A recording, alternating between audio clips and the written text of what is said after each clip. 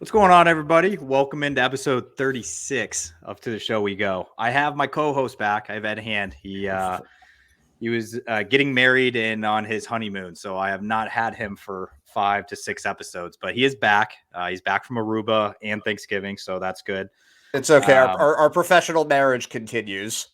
Okay, that's good. I got you back. So Ed is here, and today's episode, we have a guy from the Red Sox system again. We had Zach Penrod last episode, so if you haven't listened to that, go check that one out. But this episode, we have another pitcher in the system. I got to meet him this year in Worcester, as he was in Worcester for the first half of the season, and we'll dive into what happened after that. But Taylor Broadway. Now, Taylor, before we get into some baseball stuff and everything, what have you been up to this offseason? Really just it's been kind of a whirlwind of an offseason. So first of all, thank you for having me on. I know it's been a long time coming since when I had surgery when you reached out to me about it. So I'm glad to be here and excited for this little episode. But really, it's been a whirlwind. I kind of went home once I got hurt, like towards the end of the year with the season still going on. And then I ended up going back to Fort Myers for a while, trying to really kind of rehab. And also with like the whole off-season thing, they kind of opened up now this year where for us to go work out and kind of be, under their hands a little bit. And then once kind of the bad news happened and we decided, it's time for the big shebang. I got the surgery, and then now I've just been back in. I got the surgery and then went back to Fort Myers for a short little stint just for some post-surgical stuff. And then I went back. Finally, they were like, okay, you can get going, back home. So I'm in Mississippi now, and just to be able to, spend time with my girlfriend, family, obviously holidays around. So it's been a crazy little off season, but we're rolling. And The shebang and reference is Tommy John. So yes.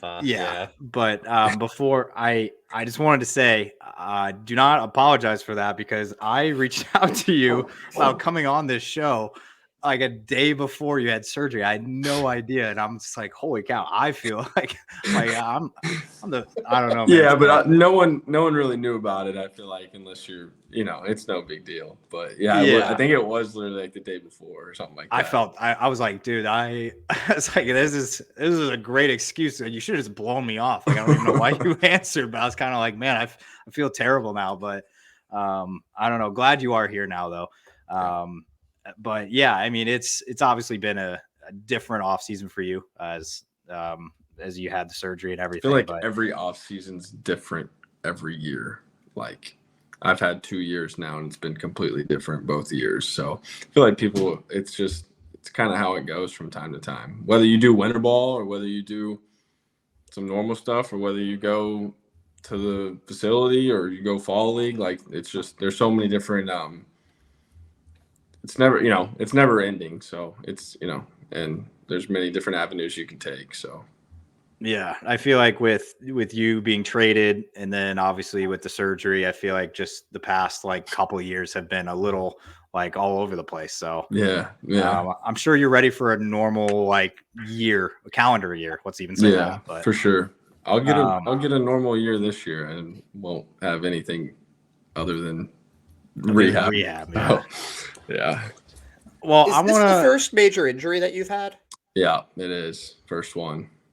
Never really didn't really pitch much most of my life, to be honest. I was more kind of both. I was more of a position player. And then in junior college when it's kind of all sparked up. So I didn't have too many, miles, so to say, on my arm. And so I haven't had many issues whatsoever. Threw a lot in college. Never really had issues. And so, yeah, it's the first one I've ever really had. Is that well, I'm gonna get into that in a little bit, because I kind of wanted to start out with I guess just the experience in AAA this year. It was your first taste of it, and obviously I was around the team all year. I know Ed was around for a little bit as well. What was it, I guess, in your words, like, what was it like, I guess, the AAA experience and just being in Worcester for the first half of the year? I mean, it was awesome. I mean, it was probably not how I wanted it to go, and we're gonna be completely honest. But at the same time, I felt like just everybody there. The clubhouse, the facilities are awesome. I mean, the team was great.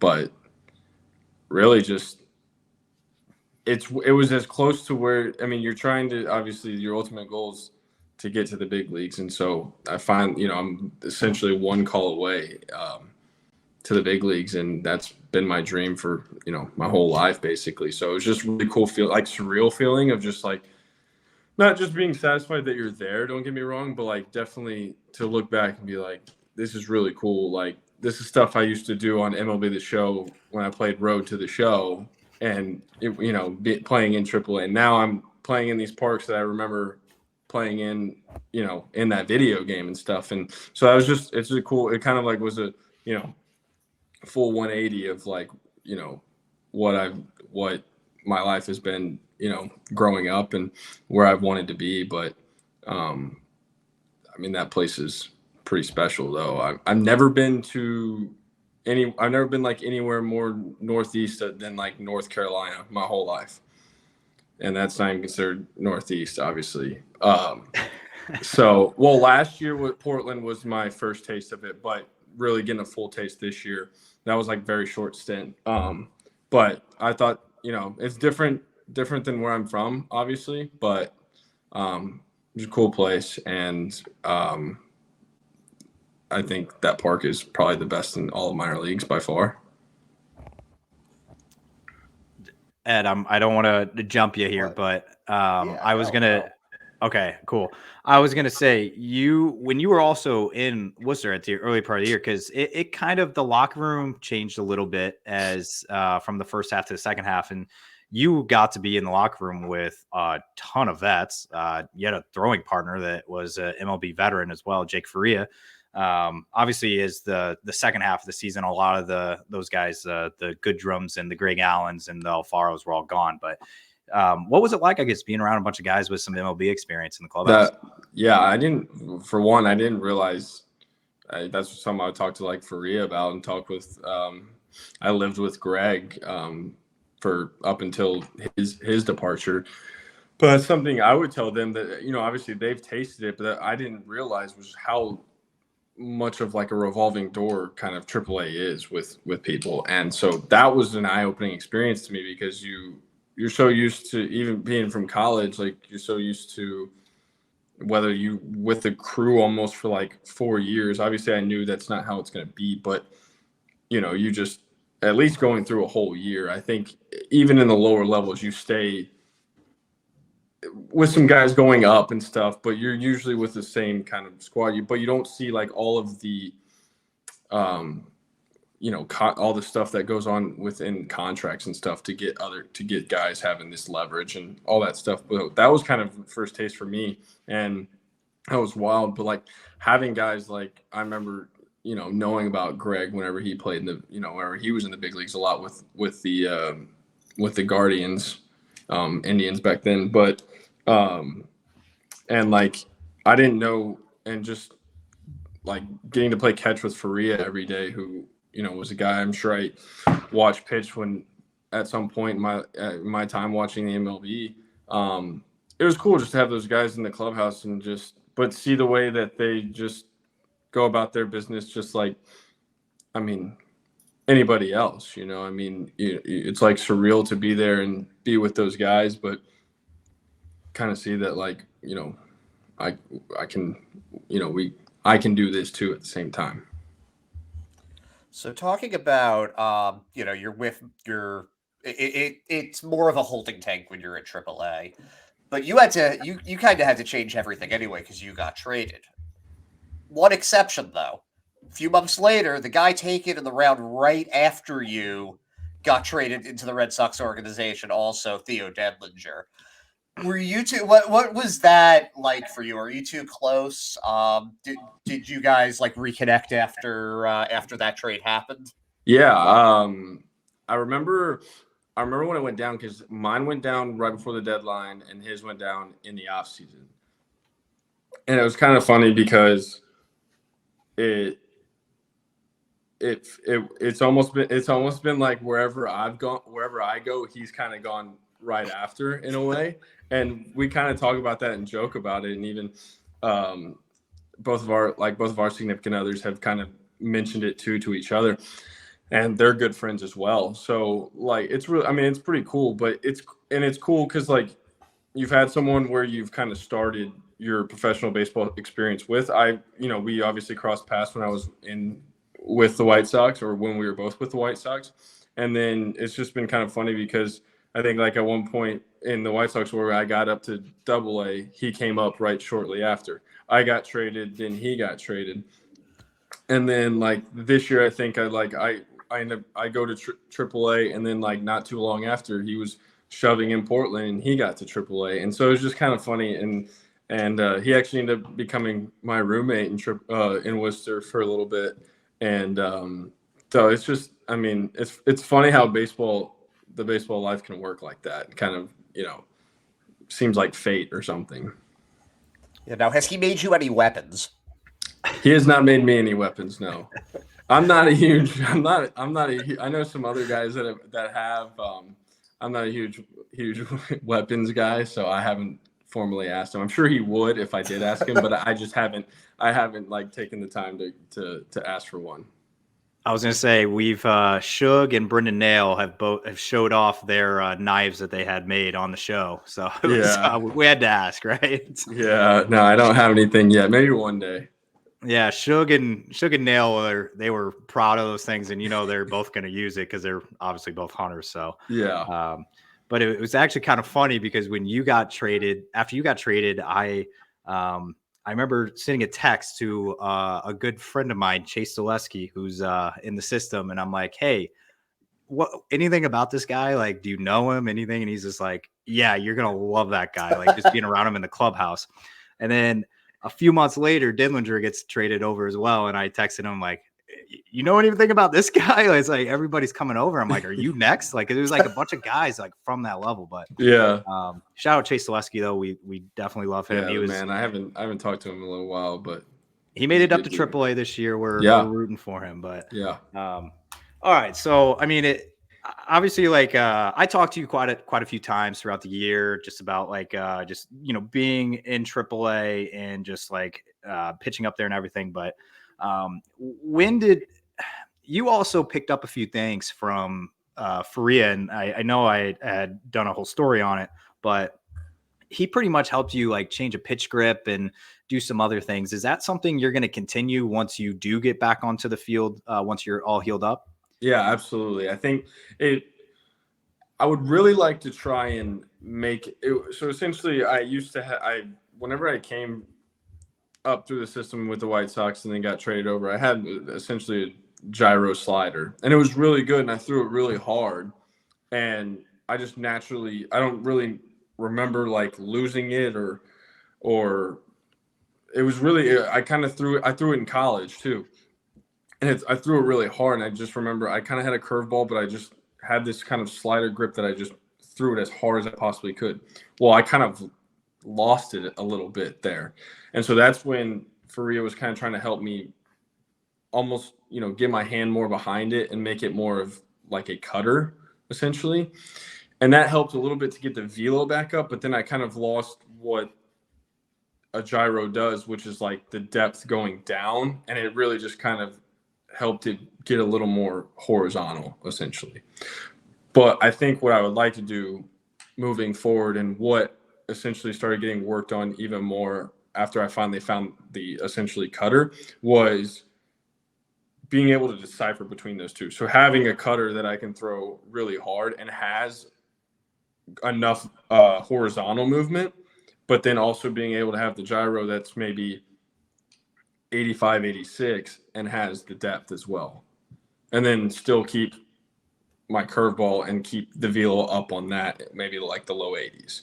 That would be my ideal like arsenal, and throw the cutter 89, 90. So that's something that we had talked about, and I think I'm going to once that time comes, start working on, or be able to try and pitch design and decipher between the two. It's interesting hearing you talk about this and knowing that you were a two-way player in college, and you said it sounds like from what you were saying, pitching came more recently. How did that happen that you became a pitcher? And what position were you prior to that? So I was mainly like a third baseman, infielder, and I mean in high school I did this starting pitch. I mean, I pitched in high school too. I did the whole starting pitching thing. But when I went on to college, like I wanted to hit, I wanted to play the infield, so on and so on. So when I was in junior college, kind of knew that I could throw the ball decent. I had a decent arm, but I was there to hit and play third base. Well, about halfway through, we were like kind of beating a team, and I had thrown off the mound kind of a couple times leading up to that. And I just stepped on the mound and threw against this team. And I remember I was like 89, 90, somewhere in that nature. And I had never, in high school, I threw like 85, or maybe even 83 to 85. And so kind of once that happened, it was like, well, it was kind of just like okay, we're going to start using you thing. Well, then I became kind of a back end guy for them, but still would mainly play position. Long story short, I ended up going to a all-star game the next year for like a JUCO all-star game, and the hitting side did not go well in the all-star game, and the pitching side went really well. So like I got just flooded and recruited heavily with the pitching side, and ultimately I had some opportunities to go play maybe a two-way at some mid-majors and stuff, but I ended up deciding on Ole Miss, and they just wanted me to come and pitch. And so that's kind of how it all started, and I became just a full-time pitcher. Yeah, I mean, you didn't just pitch for them; you were their closer. Yeah. Do you enjoy? Because I don't recall getting to see you do the ninth inning much with Worcester this year, but do you notice a difference between the ninth inning or like the seventh inning or the eighth inning in a close game? 100%. 100%. I feel like bridging those innings, it can go both ways, but sometimes bridging those innings is like a very, what would you call it? Like everyone loves and focuses on the closer. It's still one of the hardest jobs possible, but I think everyone looks over the job that some of those guys do between the sixth and eighth inning to get you to that guy. I mean, sometimes bridging those innings and shutting down a team from catching life again to maybe catch back up can be very difficult sometimes. I witnessed that this year because I haven't really, I think since I've came into, even last year or I don't even know if it's last year when I was with the White Sox, like going up in the system there, we were just throwing an inning like essentially kind of at whatever time. In AAA this year was more of like guys had roles, and it wasn't much of the ninth inning role at all, but I got a taste of what that like, or even the fifth on kind of, and trying to like I said, bridge to get to the ninth inning. I was going to say I think towards the beginning of the year, it may have been, I think that was at the time when I think Politi was closing a lot of games. Shug was even closing some games. He was on a hot stretch. And I think I remember talking to Shug about it, which he was a closer at Texas back in the day as well, but SEC school now, by the way, but it's still weird to think about. But he talked about the mindset as well. And he was just like, he wants the ball in any inning, but he said it's just a different feeling when he was closing games in Worcester at the beginning of the year. That was the first time he had closed games in quite a second. So just to hear from that mindset of like, it's just as like intense, I guess, to pitch in the seventh and lead up to Politi pitching the ninth for him. And he kind of saw it the same way you do. So it's kind of cool to hear that, I guess. Right. Still, I still think like closing's obviously an extremely difficult job, and not taking anything away from any of those guys, but it was I've always enjoyed the closing role. It fit me well. So kind of getting into that role this year, I noticed some of the difficulties of like that I looked over when guys got me the ball in the ninth inning, maybe when I was in college and stuff. Yeah, I think Ed said it best. We had Jonathan Brand on early in the season. He just finished up. He was closing games in Salem this year. He was a draft pick in 22. But Ed kind of pointed something out. He's like, I thought closers were supposed to be like psychopaths. Like I thought they were supposed to be like crazy. But Jonathan Brand seems like he's the most like very like relaxed guy. And I'm just like, I was trying to think back. I'm like, guys like Broadway and Shug and like all these guys, like they were closers at one time. And it's like, I don't know. I feel like on the mound, you're a different person, but I feel like up next to you, like Politi, I can tell Politi's got that, like, he's kind of got that, like, he might be crazy on the inside. You just don't know it. He's so nice. He's the most soft-spoken human being I think I have ever met. But he's a competitor. Like, I mean, you guys all are, but I don't know. Yeah, I know exactly what you mean. You have to like tap in. I mean, people tap into different levels inside. Yeah, it's a real thing. All right, there was something I was going to talk about, but I will only just touch on it for a second. We shouted you out earlier in the few episodes back. We had Roman Anthony on. He was an Ole Miss baseball commit. So I tried to ask him if he was still on the Ole Miss football train and everything. And he's just like, no, well, he's like, I pay attention to it, but not really. And I think it was it was like right after that weekend, you were on the sideline for the Texas A&M game. And I was pretty much trying to bait Roman Anthony into saying that like Ole Miss wasn't very good and that Mizzou is obviously ranked higher, but we'll get into that one like off screen or whatever. But yeah, I got my argument. It's all good. Maybe towards the end we might I'll hear it. I'll let it happen. But okay, so Ed, do you have any? I just have like a few like whatever topics, but I've got a few non-baseball. I do have an actual baseball one, so maybe I'll ask that before we hit the more miscellaneous section. But we've talked about it a little bit. You got Tommy John surgery back in October, and we talked a little bit about this before we started recording, but I was just wondering when you knew you were going to need it. And if there's any advice that you've gotten about the whole process from other players or coaches who have maybe gone through it at some point? When I knew, like, I didn't want to believe it, but when I knew something was wrong was definitely in a moment in a game.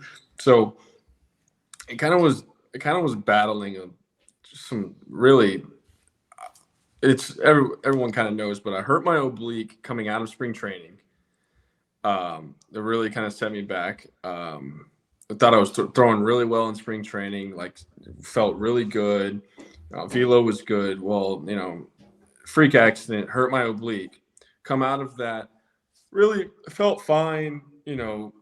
Upped my workload a little bit once I got to Worcester, and then I just started kind of battling minor things, and it really kind of worked up to my shoulder. Well, I had some shoulder problems, and I get after the halfway point, I got sent back down. I got sent down to Portland, and I go throw in Portland, and I remember I throw the first game and feel really good. And actually, like, velo was the highest it's been all year. I think I was like 95, 96 the whole game. Felt really good. Get a day off, throw 2 innings the next day. And I remember it felt like I always kind of try and throw as hard as I possibly can, but it felt like I was trying to do everything I could to I think it was like I was 91. And I was like, okay, this like something doesn't feel right. I remember feeling like a little tenderness, so on and so on. It was the next weekend right before the All-Star break. I come in there to throw 1 inning, and I throw a pitch, and I feel something. Didn't really like feel a pop, but it felt like a something pulled or like a strain kind of feeling. I end up finishing the inning, and I just remember like it was one of those things where I was walking off the field. I was like, that does not feel right. Like I feel like us athletes, like we know our bodies as good as anybody. And when something's not right, something's not right. And, people, I feel like most athletes are pretty good at deciphering what can be played through and what not.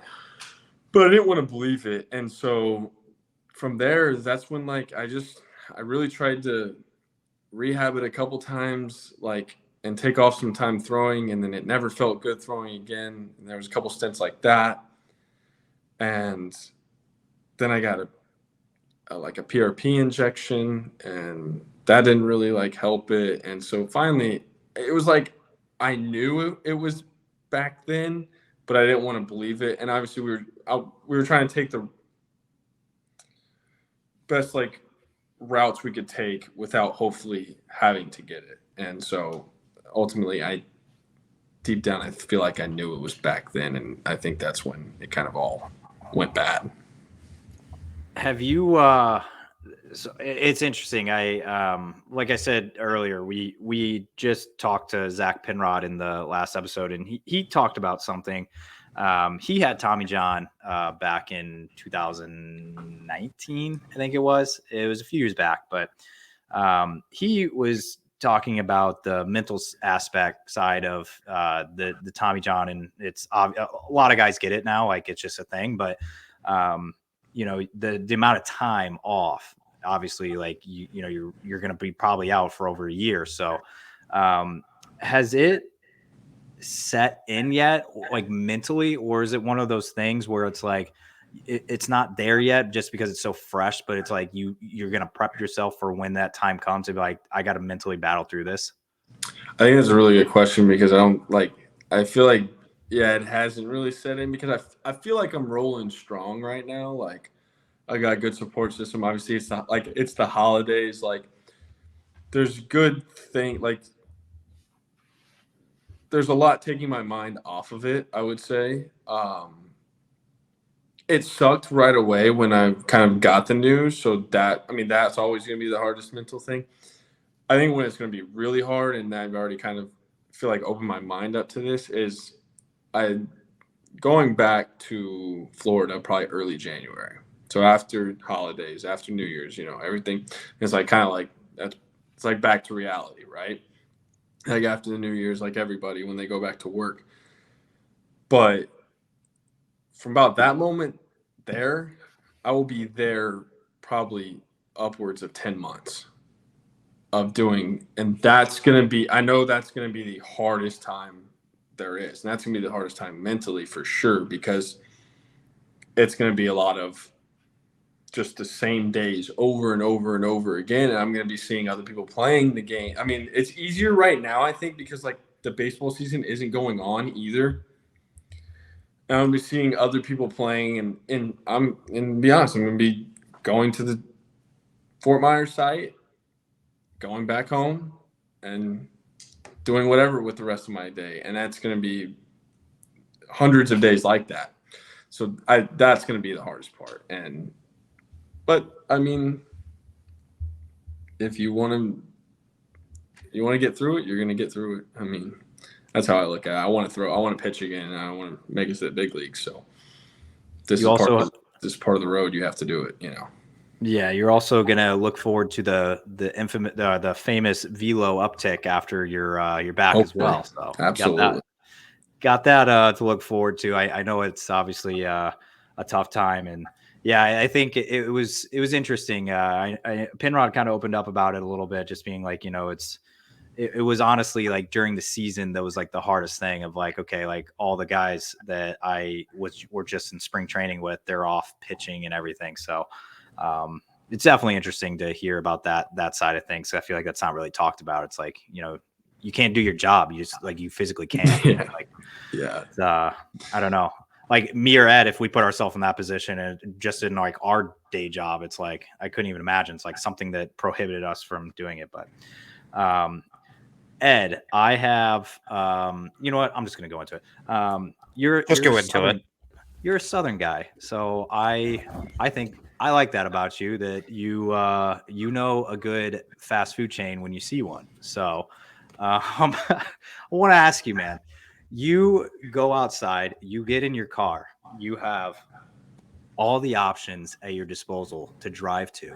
and you say, I want a fast food fried chicken place tonight, where are you driving that car? Chick-fil-A. Let's go. Can I, Thank you. Should That's the I- best welcome back gift I could have asked for. can I just can What I is ask what am I missing here? can I ask something though, like why Chick-fil-A? There's something about it. You have every I, option. why I don't know, but I'm telling you right now, that's the place I go to the most frequent, and it's really good. Why do you think Can I- the sunset is beautiful, Parker? You can't explain it. It just is. All What right, are I'm you? gonna- What do you like? So if I had You gonna say Chick-fil-A, Popeyes? no. I'm more cultured than that. Am I missing something? I am going to go to Zaxby's 10 out of 10 times. I had Yeah, that that- last night. Oh, really? That's not an That's option kinda for you. funny. Like, But I haven't had Zaxby's before that since I was probably in college. it's an SEC town thing. That's just what it is. And Like, when we do it have is. one in Oxford, actually, and it was really, I love the wings, and I get wings and things from there. But I think Cane's is better than Zaxby's. All right. Well, we're gonna move on because I'm trying to get a sponsorship on the show, and I reached out to Zaxby's social media team for it. So I might have to cut this out, but at least you had it last night. I'll Send it keep to the that in. Chick-fil-A people. Yeah, I'll keep it in that you had it last night. I'm not helping your gig there. It's Yeah, okay. you're I helping heard- me though. I pick Chick-fil-A over all else. So yeah, you're good. You're all right, in good man. company. I've asked every single guest that's come on the show, about 36 people now, and I've only gotten Zaxby's like 3 times. Alex Manella said he would go to it literally every day if he had the option to. So I think he did in Portland like every day, doesn't he? Or it was something. there's no like that. Zaxby's in Maine, but in spring Oh. training he did. Maybe he went somewhere every day. I don't remember what it was, but yeah. Yeah, he said, who was it? Zephyr John would drive like 40 minutes to go to a Chick-fil-A every day. Like that was a thing. Also, Have you had Zeph on? Yes, Yeah. we have. Did he say Chick-fil-A? Yes, and he Okay. said he would drive numerous miles to get it if there wasn't one by him. So he's an interesting guy. I liked him, but I need to ask you something that we got some intel on one of your former teammates. Well, Hunter Dobbins.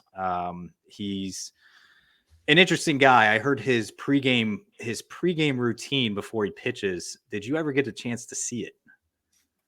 Does it involve like consuming something? Yes, Yeah. a lot of something.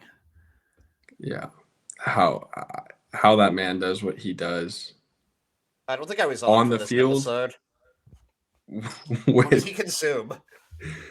is it tons of Dr. Pepper? Like the most Dr. Pepper. I forgot who. Like it's kind of like it's impressive how he can do what he does and I stay healthy and So and throw the ball really hard too. Yeah. I'm going to be honest with you. I think it was my junior year of high school. We had tennis tryouts, and for some reason, I drank a 2-liter bottle of Coca-Cola beforehand, and I threw up. I threw up like I think like 10 minutes into that tryout. So I don't know how Dobbins is doing that at like a professional level. That's incredible. Fuels his Ferrari apparently. I might have to go back and clip that, but it was Grant Gambrell that spilled the beans on his pregame. Grant pretty much put him out there and said that the nutritionist or whoever in Portland had to get on him multiple times about like you can't be doing this before a game. So crazy It's story. not gonna work long term. There's no way. I mean, it worked last year, but I agree with you. But Sure did. You guys in Worcester, by the way, had a spread before and after like every game. Mario kept you guys like Mario's fed the in man. Worcester. Mario is the man. Was it like that in Double-A? I feel more so the meals before would be more boxed. I feel like really still pretty good, like still good options, but the meals would be more like I forget the place that we would always get, but it was always on like Tuesday or Thursday, and Worcester was the one with like rice and chicken, and it was like my favorite place. I don't remember what the place is called, but it would be more like to go boxes like that before, and then after would be more of your Olive Garden or something spread, where you kind of fill up your own box basically. But I will say nutrition in everywhere in the minor leagues now is a lot better than what I heard it was by far. And the Red Sox do a very good job about it. And our nutritionists do a very good job of making sure we are fed well too. So I'm very thankful for that. I have a couple Worcester questions as well. They're a little but what was your experience like with Paul Abbott? I love Paul. He was hard-nosed. He was very hard, but I mean, I think anybody would say that. And off the field, just off the field, you just shoot the crap with him, have fun. On the field, obviously, he means business, and I think his whole life is baseball, and he loves baseball. And I mean, you're gonna clash with him sometimes. It's gonna happen, but I think no matter what, deep down, he's just trying to make you better. He wants you to get to the big leagues, and you can hear that in his voice. You can hear that in the talks he gives you, and you may not believe in everything he says. You're not gonna believe in everything anybody says from here on out, but I appreciate what he did for us, and I mean, it's sad to see him go, but I appreciate the insight he gave me. He's got a lot of baseball, and he played for a long time in the big leagues, and so it's just cool. It's cool to be able to learn from somebody like that, because I mean, that guy played with Randy Johnson and Griffey, and I mean, he's seen it. He's seen a few things for sure, and so I enjoyed my time with him for sure. It's pretty obvious to me. I mean, you've got that love for the game also, and it's interesting because you didn't have any offers out of high school. Your dad's a professional bowler, is that correct? Yeah, he was. Yes, he was. How did your love for baseball come? I really it's I think my dad had that love for baseball, but never had one way my dad's always told me, my dad had that love for baseball, but never had the dad that really kind of pushed him and wanted him to be great and do those things. And that was one thing my dad did. I guess he kind of learned and did really well with me. And I mean, he obviously pushed me really hard, and he made me be who I am today. It wasn't always easy times, and he knows that now, but I mean, I wouldn't trade it for anything, because that's what makes somebody great. And I think, I mean, really since I was 4, our whole family, I mean, yeah, I have a younger brother as well who plays baseball. He's at a junior college too. And really, I mean, we had our stints of playing football and basketball, but really, I mean, baseball was a year-round, and especially in Texas, baseball was a year-round thing, and we played it nonstop. And it's just something I loved, and something our whole family loved, to be honest. Did you grow up an Astros fan? I did. Were you you would have been the Killer Bees, right in their prime, mm-hmm. right? We had season tickets for a lot of my life. We had a little. It wasn't for every game, but we had a group of people where we'd buy tickets for every game, and then you would kind of auction off which games you wanted, and you kind of bought sets or whatever. That's what we went to a lot of Astro games when I was younger, and we sat down that third base line where it kind of veers out, and that was when I used to get to watch Biggio, Roy Oswalt, Billy Wagner, Bagwell, obviously Berkman. Berkman was one of my favorite players, and Yeah, I mean, but those were also like after what 05, 06, that's when it got like real bad. And I was like from day one was a huge fan, and we still went when they were really bad. And so, you know, obviously once the championship started, I think they won the championship in, was it 17 was the first one? Yeah, I think that was the first Yeah. one. So that was when I was still in college, and like still a huge fan of them. And so that was really cool because I had watched them growing up from some really like some 100-loss seasons, you know. I'll tell you what, man. I thought they were cursed after watching Brad Lidge give up the 600-foot bomb to Pujols over the train tracks. Man, that was Yeah. oh man, that was I actually loved the Astros back then because, like you said, that Killer Bees team. Like, I mean, it's Brad Osmus was my favorite. I don't know why Brad Osmus like was my favorite catcher. Like, I don't know what I was Remember they had doing, like Carlos Lee. Carlos Yeah. Lee up. Carlos Beltran was with them for a bit too. Yes, And, yes. Roger Clemens, when he kept on coming back for like 15 starts, he'd just do home games or something like that. He was he was like Justin Verlander now. Yeah. It was really cool. I remember playing against Clemens kids, or the one that like Shug played with at Texas. He played with maybe two of them at Texas, but the one that's more of our age, I think it's Cody, who's been in the big leagues. But I remember like we would go to tournaments and stuff and play against, you know, his son's team, and then sometimes he'd kind of like find his way in the stands and stuff. It was really cool because, I mean, Clemens was a big deal. I will say the only thing that I want to bring back from the old school Astros is the hill in center field. That what a time, man! Like, good. It's got good character out there. It does. It's crazy that was ever a thing. There was like a pole in the middle of it. It was just like I saw a video the other day on Twitter of a guy like, you know, like I don't remember who it was. It was an away team, but catching it like over his shoulder and then just like running around the pole. You know, like how you avoid that.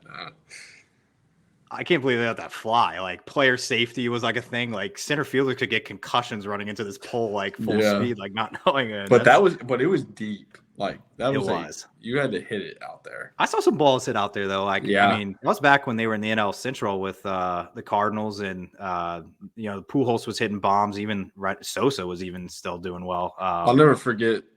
We were a family that would go catch or try and shag BP, and we'd go sit in the Crawford boxes, and we would always do that. I'll never forget. Every time we played the Cardinals, our Pujols would just like if the roof was open, just launch balls over the train tracks like nonstop. I remember seeing him and Ryan Ludwig taking batting practice. It was the year the new Met Stadium opened, so Citi Field, and I just remember watching these guys like Pujols, who was he was definitely in his 30s at this point, or was about to be, but he was hitting it at will, like 600. It was easy too. It looked like he was just swinging like this, like it was crazy. I mean, first ballot Hall of Famer, like it's without a doubt. Definitely excited for him to get inducted when his time comes. All right, so you've given us 43 minutes of your time. We appreciate that. We're probably holding you up for dinner and all that. So thank you. Some steaks though. That makes okay. Yeah. Well, I have two last questions for you. They're just off the wall. I am going to give you a chance. One of them is letting you defend the wall on Ole Miss football and why they are still behind Missouri in the rankings. But the first one, actually, you know what? Let's just start with that. Let's hear you defend the wall. I mean, do you believe it? The committee believes it? The AP poll believes it. I believe it. Do you know our only losses? Obviously. Who is it? Georgia. Okay. At Georgia. Same. Bama at Bama. Okay. We beat LSU at home. Did y'all? No, but that's not the point. So what's the next best win? Tennessee. Okay. We have Tulane. Kentucky.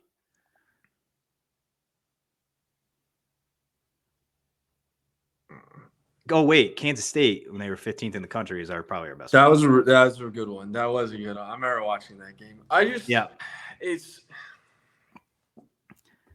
I'm gonna ask you. I'm gonna say this: our only two losses are the two teams in the SEC championship. So I'm with you. Who should be third? Who should be third in the SEC?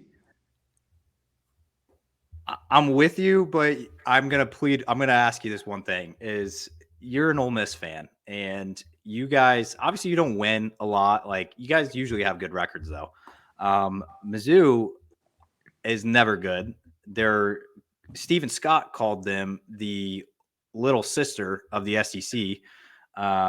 So I'm just going to go out and say that you just need to let us have it this year. Let us have an NY6 Bowl. It's going to be the first time we've had it in forever. We're probably not going to have it for another 20 years. So you just got to let us have it this year. That's my case. And also the committee agrees with me. So, all right, cool. I was already ready to book tickets to go to Dallas. No, it's which one? I don't know what's gonna happen. Cotton Bowl? Yeah, that's gonna be. There was Mizzou some. It was just some. What are you trying to say? They were expecting the bowls to happen, you know. Yeah. And it was us against Texas. And what was cool is I've always hated Texas growing up because my dad went to A&M and I was always an A&M fan growing up. So if now my school got to play Texas in the bowl game, I was like, that'd be really cool. But I don't know what's gonna happen. I'm also seeing that we'd be in the Citrus Bowl in Orlando. All right. Well, you know what? Whatever I respect it. Happens. I think some things have to happen in these conference championship games too. Yeah. That could still help us. It won't. You won't jump us no matter what because neither one of us play. But all right. I liked your argument. It was okay. Committee is on my side. I could argue this all night, but I know you have steaks to cook, so I'm not going to do that. I just think Ole Miss is going to sell more tickets, so that might be one way we can look at it. No. Mizzou sold out every game this Lane year. Lane Kiffin will bring more publicity, more money. You're sleeping on Eli Drinkwitz. Let's just say that. Guy's a stud, all right? Two visor guys. All right, so my last question for you, Ed, I'm going to empty the bench here because he's got steaks to go put on whatever he's cooking them on because it's probably 60-something degrees there, and meanwhile it's like 30 here. You have a rehab coming up. We've talked about it a little bit, just the mental side and all that.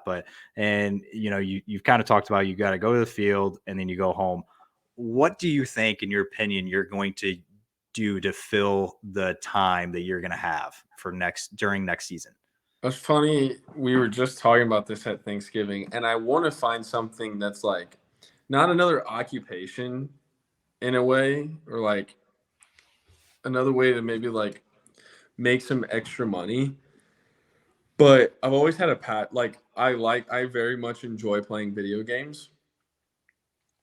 And I play a lot of Fortnite. I've played with Zeph a lot. Zeph's a big Fortnite guy. I've played with Uberstein. I've played with a few other guys, but I play a lot with my girlfriend too, actually, and her friends, our friends from college. I've said this for about a year now, and I need to do research and figure it out. But I want to stream, I think. I want to stream us playing. If it takes off, it takes off. If it doesn't, it'll be fun either way, because I think we have good banter in playing Fortnite, and that's honestly a lot of what I'm gonna do whenever I go back to the hotel or to the apartment or wherever I decide to stay, is playing video games to pass some time. So why not give it a shot? It would probably catch on. I think Red Sox Twitter. It would be good with it. If I put it out on social media, I think and hit the right fan base, I think it could be cool. I mean, a lot of pro athletes have started doing it here and there. I know the other day I was watching Tyreek Hill play. Yep. Obviously, he's in the NFL and got a much bigger fan base than I do. Yeah, but a little bit. Who knows? You hit the right, stream, and it might but I still think it'll be fun. So I think I'm going to try it. I'm going to give it a shot. I'll let you know when it may do that, but I think you should, because if you put it out on social media, put it out on Twitter, Instagram, you're going to have the background. I've noticed this last year. maybe when I it's wrote a couple story, hundred people. Who knows? Maybe it's 100. but then it grows from there, right? Yeah. Because like, look at one of your teammates, Christopher Troy. He, I know it's not streaming, but he just started being active on social media, and he's got like 2,000 Twitter followers in like a week, because he's just like putting a bunch of stuff out there that's different, and it's like behind the scenes or like whatever. And it's like, I think people would gravitate towards it. You got your Ole Miss background, you got your Red Sox background. Right. So Right. I don't know, man. I think you should. Every time if I wrote a story about you, I would have Ole Miss people and retweeting it. I would have anybody. I don't know. Your parents were always good supporters, but all right, man. I don't want to keep you anymore. I know you got some dinner to cook, and definitely. But we appreciate the time. Gave us 50 minutes of your time, and we'll look out for the stream once it comes around towards spring training. But Absolutely. But thank you for hopping on, Taylor. Absolutely. Thank you for having me. I hope you all have a Merry Christmas and a Happy New Year. You too. Thank you.